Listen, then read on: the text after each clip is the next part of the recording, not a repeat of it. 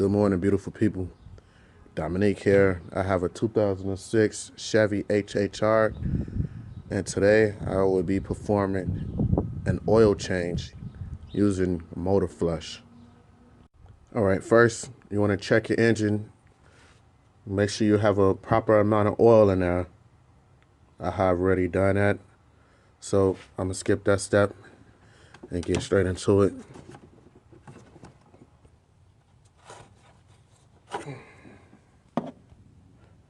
All right, so I got this bottle of motor flush from AutoZone, and according to the back of it, you say pour the whole bottle in and leave it running for 5 minutes. So let's get into it.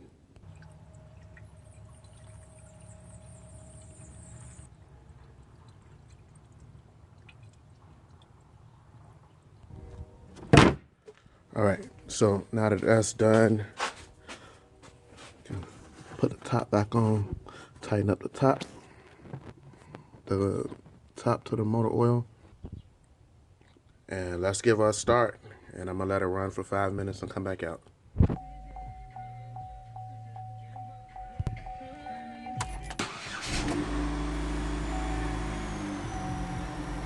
All right, so let me look at the clock. I'll come back out in 5 minutes. All right, now that it has been 5 minutes, I'm gonna turn it off now. And please, people, do not drive on this motor flush. I know a lot of people who say it's okay to drive, but that's not what the direction says. So just leave it running 5 minutes. All right, let's get into it. Make sure your car is jacked up with jack stands. Make sure it's jacked up with jack stands. Safety reasons, please. And what I like to do is remove the top. Sit that right here. Find an oil dipstick. Remove it. Reason why is so air can flow while you're draining the oil. In my opinion, it drains much faster that way. Get your ratchet 15mm socket, and let's go to work. See your drain in its position, that way the oil won't get all over the concrete. Whoops, almost forgot to put on my gloves. Had to put on some gloves. Getting all this motor oil on your hands just sucks. So I like to just put on gloves.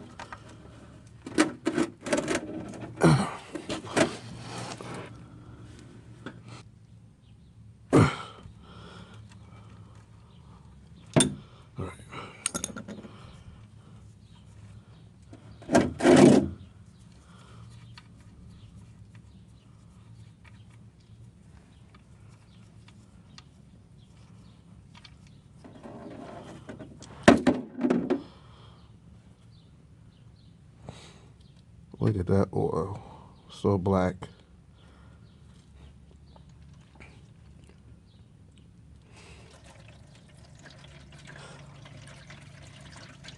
I paid $250 for this car. Can you believe it? A buddy of mine gave it to me for $250. Couldn't get it started. I got it started, tuned it up, and now I'm just changing the oil. Last step. That's the reason I'm performing this motor flush. It's because when I pull the dipstick, the oil's so black. Anyway, let's get back to it.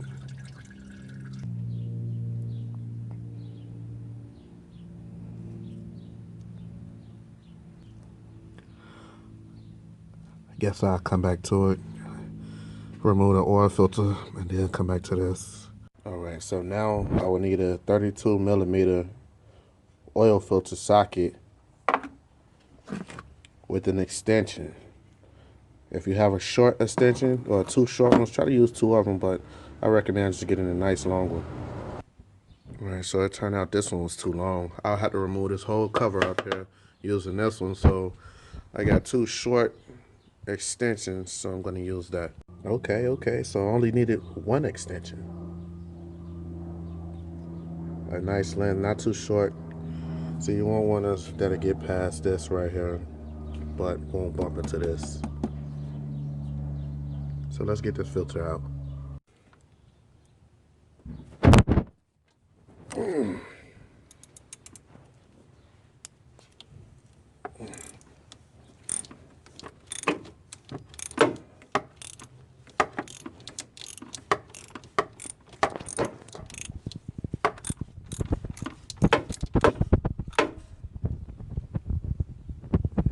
It's kind of difficult to record and use your tools at the same time.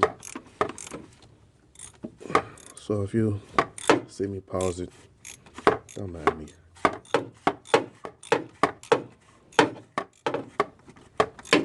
Oh, she's coming out.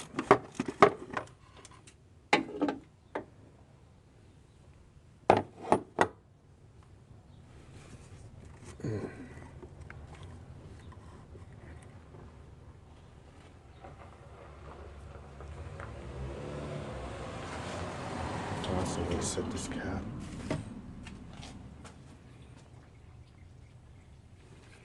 It usually be attached to the cap.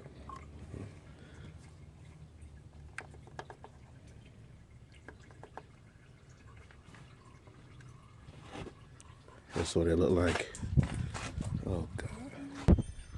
Now once you remove that oil filter, you're gonna hear the rest of the oil drain into the pan that was in the oil filter.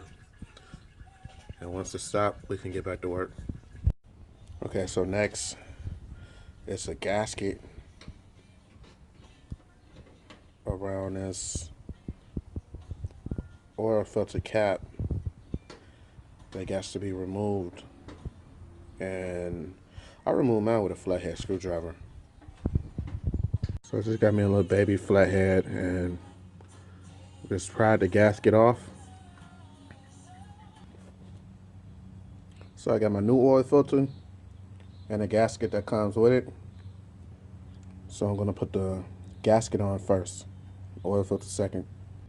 Okay, so it's really difficult trying to record and put this on, so I'm trying to do the best I can.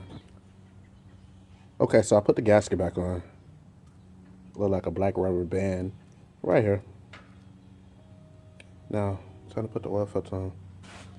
Now, what I like to do is take my oil filter and put it inside the cap and twist it. It shouldn't come out. And I'm gonna put it in here.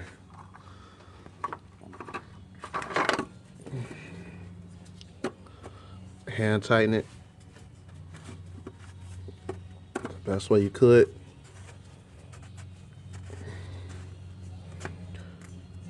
And go behind it, get your socket,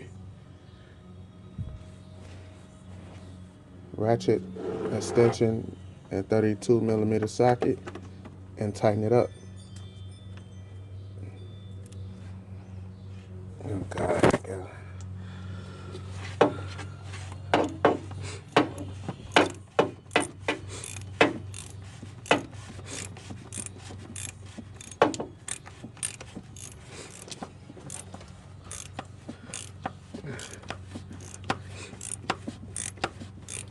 Keep going until it's nice and tight.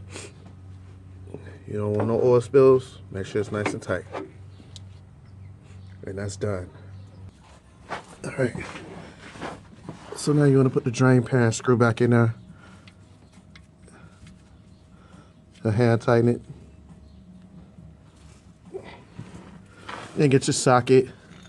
Get your ratchet with the 15mm socket and tighten it up.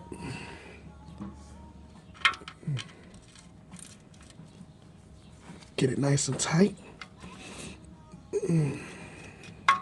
That way you know you won't have any oil leaks.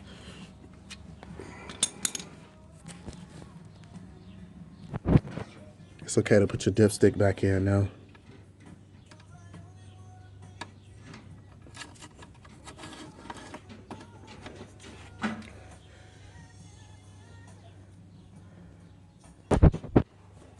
Get your short nose funnel, stick it in here. Oh, that fits perfect. Now let's pour the oil in. 5 quarts. Okay, so now it's difficult to record and pour a gallon of oil into the engine. So I want to pause this for a second.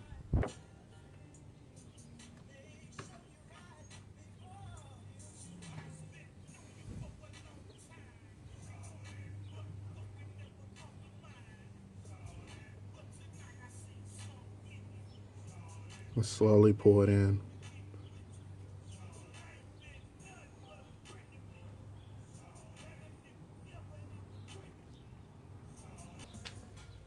It's okay to remove the funnel.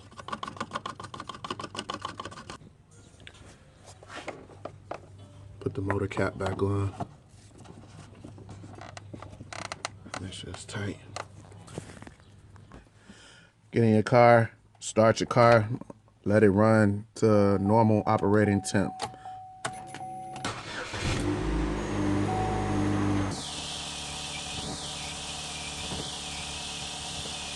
Check for oil leaks so you can know everything's tight. Go back under the hood, check for oil leaks.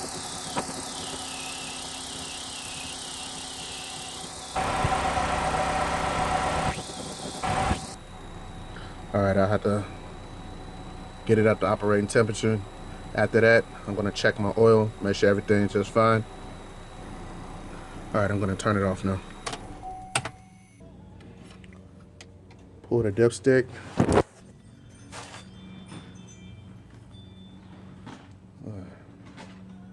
And grab a cloth and wipe it. Stick your dipstick back in there.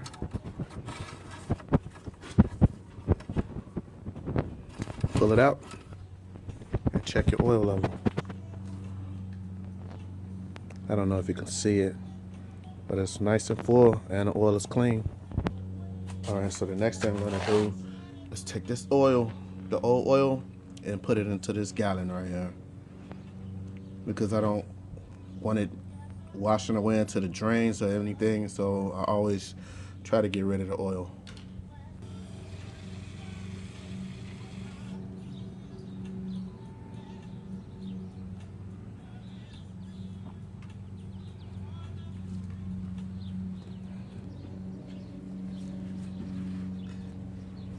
Okay, this engine was kind of overfilled. That's why I kind of had a spill, but I'm kind of glad I put it in dirt anyway, as I'm pouring the old oil into this empty gallon. And once I get it all clean, just gonna dispose of it. And that's another reason why it's kind of best to change your own oil, because shops be overfilling it, and not only that, they put the recycled oil in there and it just look really dark. So it's best to just do it yourself. And close the hood. And that's how you perform an oil change using motor flush. Thank you for watching, people. Give me a like, comment. Have a wonderful day. God bless.